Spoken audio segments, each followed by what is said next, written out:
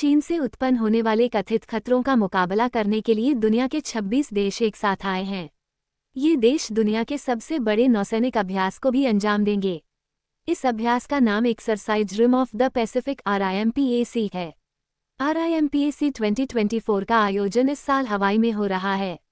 इस अभ्यास में Australia, Brunei, Canada, chilli, Colombia, Denmark, Ecuador, France, Germany, Bharat, Indonesia, Israel, Japan, Malaysia, Mexico, Netherlands, New Zealand, Peru, Korea गणराज्य, Philippines, Singapore, Sri Lanka, Thailand, tonga, UK और US की नौसेनाएं शामिल होंगी। इस साल रिम्पैक 2024 की थीम साझेदार, एकीकृत और तैयार है। इसे ये बताने का प्रयास माना जाता है कि रिम्पैक न केवल कई देशों को एक साथ लाने के लिए बनाया गया एक अभ्यास है, बल्कि एक ऐसा आयोजन भी है जो अपने प्रतिभागियों को प्रत्येक देश की प्रशिक्षण और आवश्यकताओं को पूरा करने के लिए आवश्यक संबंधों और साझेदारी को विकसित करने का अवसर देता है। RIMPAC समन्वयक royal Australian navy lieutenant commander Timothy Gill के अनुसार राष्ट्रों के बीच साझेदारी के साथ जबरदस्त वृद्धि हुई है।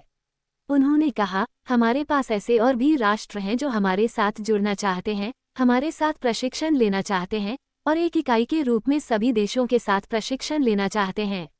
हम सभी समुद्री सुरक्षा और संरक्षा के एक ही लक्ष्य पर केंद्रित हैं। रिम्पैक, जो हर 2 साल में हवाई और उसके आसपास होता है, दुनिया का सबसे बड़ा नौसैनिक युद्धाभ्यास माना जाता है।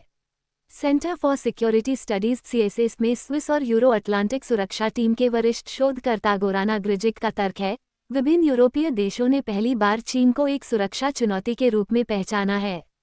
ये देश वैश्विक सुरक्षा को संबोधित करने की तात्कालिकता पर जोर दे रहे हैं। जलवायु परिवर्तन और साइबर युद्ध जैसे खतरों के कारण विदेश और सुरक्षा नीतियों में बदलाव आया है। महत्वपूर्ण बात यह है कि राष्ट्रीय सुरक्षा रणनीतियों से लेकर रक्षा समीक्षाओं तक पूरे यूरोप में कई रणनीतिक नीति घोषणाओं में इन उभरती सुरक्षा चुनौतियों से निपटने और यूरोपीय सुरक्षा को बढ़ावा देने में मदद करने के लिए इंडो पैसिफिक में समान विचारधारा वाले राज्यों के साथ साझेदारी को महत्वपूर्ण घटकों के रूप में इंगित किया गया है। कथित तौर पर ऑस्ट्रेलिया, जापान और दक्षिण कोरिया जैसे प्रमुख इंडो पैसिफिक देशों के सैन्य, वित्तीय और मानवीय रूपों में यूक्रेन के समर्थन ने शक्तिशाली यूरोपीय देशों को प्रभावित किया है।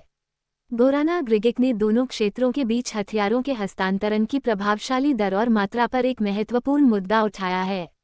2023 में रूसी खतरों के बारे में बढ़ती चिंताओं के बीच यूरोपीय नाटो राज्यों ने कुल हथियार आयात में 65% की पर्याप्त वृद्धि देखी।